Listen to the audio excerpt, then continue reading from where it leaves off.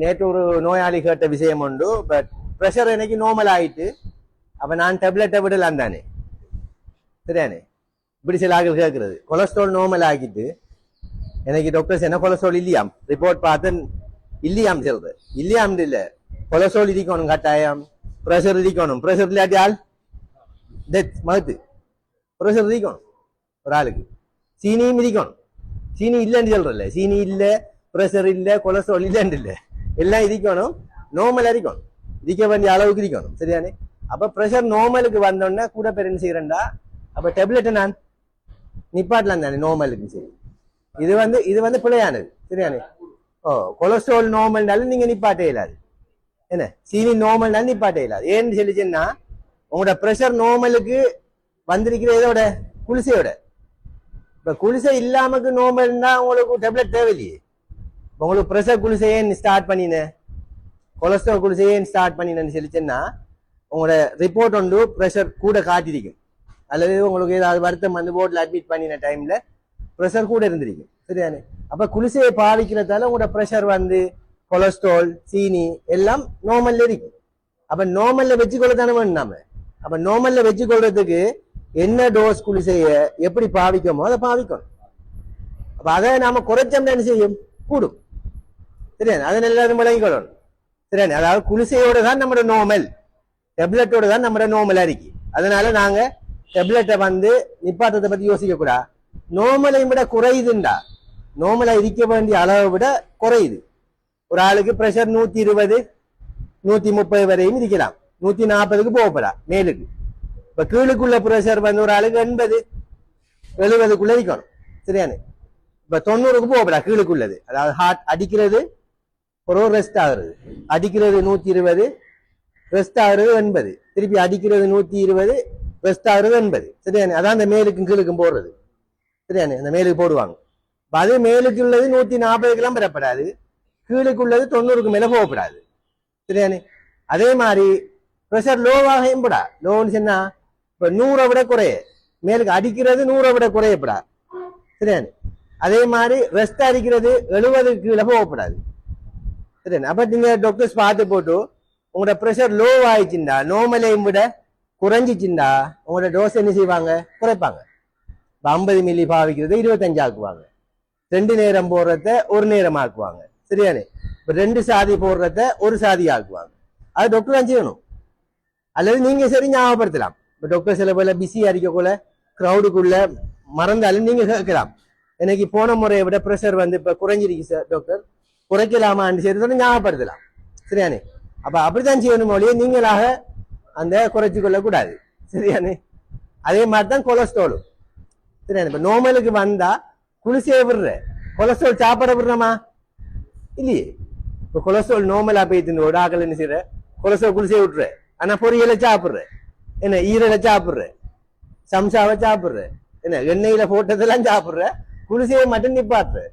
அப்படி இல்லை, குளிசையும் வந்து கொலஸ்ட்ரால் குளிசையை வந்து நார்மலுக்கு வந்தா பாவிக்கணும். நார்மலையும் விட குறைஞ்சா கொலஸ்ட்ரால் லோ ஆயிடுச்சுண்டா தான் அது ஃபுல்லா நிப்பாட்ட மாட்டாங்க. ஒரு நாள் விட்டு ஒரு நாள், அல்ல 20 மில்லி பாவிக்கிறது 10 மில்லி, 10 மில்லி போடுறது 5 மில்லி, சரியானே? அல்லது உடைக்காமக்கு ஒரு நாள் விட்டு ஒரு நாள் போடிச்சிடுவாங்க. அதாவது குறைஞ்சா, நார்மலையும் விட குறைஞ்சா. ஆகவே தயவு செய்து நார்மல்ல இருக்க கூட நீங்க குளிசையில குறைக்க கூடாது, சரியானே? இப்ப கொலஸ்ட்ரால்ல முக்கியமான பிரச்சனை என்ன சொல்லிச்சுன்னா, கொலஸ்ட்ரால் வந்து படிகிற உள்ளுக்கு ரத்த குழாய்க்குள்ள படி.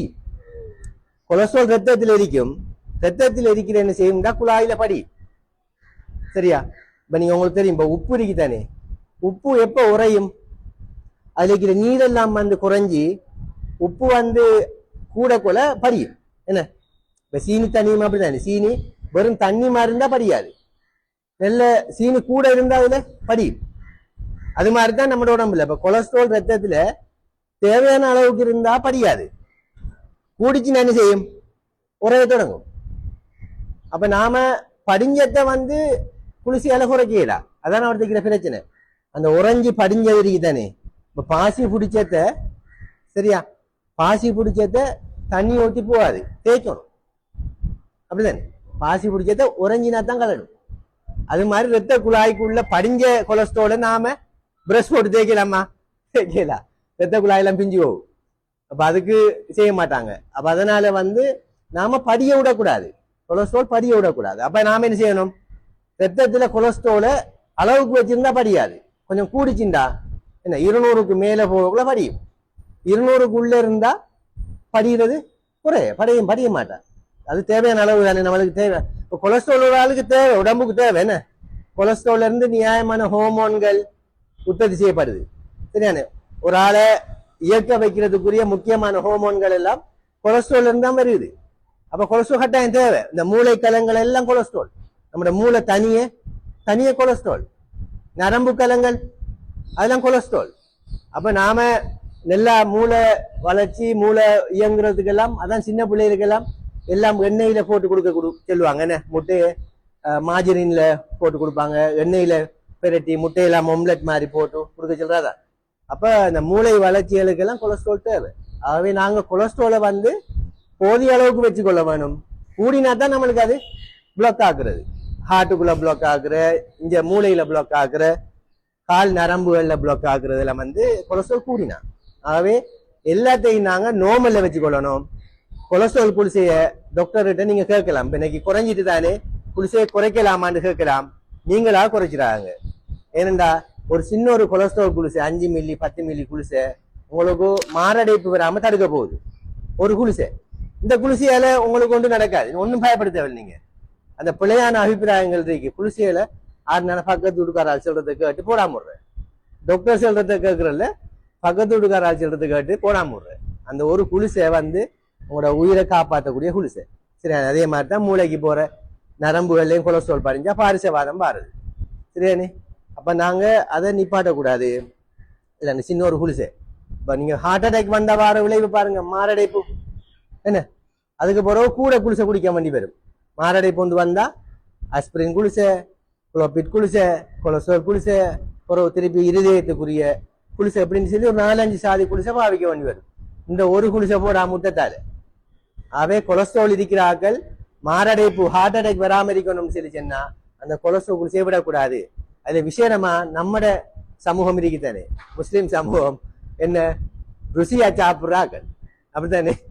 இனிப்பும் நல்லா இருக்கணும் என்ன, எண்ணெயும் நல்லா இருக்கணும், உப்பும் நல்லா இருக்கணும், இல்லாட்டி இறங்காது. அப்ப உழவு சாமான் தான் நம்மளுக்கு பிரச்சனைக்குரிய வருத்தம் என்ன. சீனி, இனிப்புண்டா சீனி, உப்புண்டா பிரஷர், கொழுப்புண்டா ஹார்ட் அட்டாக், கொலஸ்ட்ரால். ஆகவே நாங்க கடும் கவனமா இருக்கணும். ஆக குறைஞ்சது எங்களோட உணவு கட்டுப்பாடுகளை நல்லா செய்யணும் என்ன. ரெண்டும் செய்யாம இருக்கப்படா, உணவு கட்டுப்பாடும் இல்ல, குளிசையும் குடிக்கிறதில்ல. அப்ப ரெண்டும் செஞ்சா நடக்கும், பிளாக்கா தானே செய்யும், பிரச்சனை கூடும் என்ன. 7மான அளவுக்கு உணவு கட்டுப்பாடு செய்யணும், அது ஆக முக்கியம். அதோட இந்த மருந்துகளை சரியான முறைப்படி பாருங்க. முக்கியமா இந்த கிளினிக் வாராக்கள் பெருமளவுக்கு அப்படி இந்த வேலையெல்லாம் பாக்குறதில்ல, குளிசையா நிப்பாட்டுறதில்ல. இந்த பிரைவேட்ல குடிக்கிற பாட்டி எல்லாம் இதே பிரச்சனை. அதெல்லாம் நான் கதைக்கேன். இப்ப நம்ம கிளினிக் வார யாரும் பாருங்க, இப்ப நீங்க எல்லாம் பெரிய உபாதைகள் உங்களுக்கு வராது. அல்லாட ஏற்பாடு உங்களுக்கு எல்லாம் பெரிய உபாதைகள் வர மாட்டேன். நீங்க சரியான முறைப்படி மருந்துகளை குடிச்சிட்டு இருக்கீங்க. இப்ப பிரைவேட்ல குடிக்கிறார்கள் எல்லாம் பார்மசில ஒரு காட்டை வாங்குற, அதை அவங்க நினைச்சாப்பெல்லாம் குடிக்கிற, ஒரு காட்டு தான் வாங்குற, வாங்கிட்டு தலை சுத்து வந்தா போடுற, கிடைக்க போடுற. அவங்கள எண்ணெய் இல்லாம ஆள் இல்லையே. இப்ப நாம இங்க எண்ணுவோமே என்ன, 2 மாத்தையை குளிசை வந்தா 2 மாத்தையால் நீங்க வரணும். விராட்டி குளிசை இருக்கின்ற கதைக்கல, நீங்க இருக்கின்ற கருத்து என்ன, நீங்க சரியா போடல. அப்படித்தானே? அப்ப அப்படி உங்களை நீங்க கிளினிக் வாராக்களுக்கு இந்த பிரச்சனை குறைய, இந்த வெளியில குடிக்கிறார்களுக்கு தான் இந்த பிரச்சனை கூட. அவை தயவு செய்து அவங்கள்ட்ட நீங்க சொல்லணும். ஹாஸ்பிட்டல் கிளினிக் கொண்டு கட்டாயம் அந்த புத்தகம் வச்சு மெயின்டைன் பண்றது முக்கியம். இது முக்கியமான ரெக்கார்டு. இந்த புத்தகம்ங்கிறது இதை பார்த்து தான் ஒரு ஆளுக்கு அவசரத்துக்கு ட்ரீட்மெண்ட் செய்யறதுக்கு எல்லாம் லேசி பெரட்டி பார்ப்பாங்க. ரைட், கொலஸ்ட்ரால் 4 மாசம் பார்த்திருக்கு, ஹார்ட்டை செக் பண்ணி எக்கோ பண்ணி பார்த்திருக்கு, கொலஸ்ட்ரால் 4 மாசம் பார்த்திருக்கு. அப்ப நாம பிரச்சனைகள் வாரத்துக்கு முதல்லயே நாங்க அதுக்குரிய பாதுகாப்புகளை செய்யலாம் என்ன. ஒரு வாகனத்தை நாம வாங்கக்கொள்ள அந்த சர்வீஸ் புத்தகத்தை தான் கேட்கிறேன். அவர் ஒழுங்கா அந்த வாகனத்தை மெயின்டைன் பண்ணிக்காரா, டைமுக்கு சர்வீஸ் பண்ணிக்காரா, ஃபில்டர் மாத்திக்காரா, ஆயில் மாத்துறாரா டைமுக்கு, அப்ப நம்பி அந்த வாகனத்தை வாங்கலாம். அப்படித்தானே? ஒரு ரெக்கார்டும் இல்லாத வாகனத்தை கொண்டாந்து என்ன நடக்கும், நம்பி எடுக்கல. இது எங்க இடையில நடு ரோட்ல நிக்கும்னு தெரியா?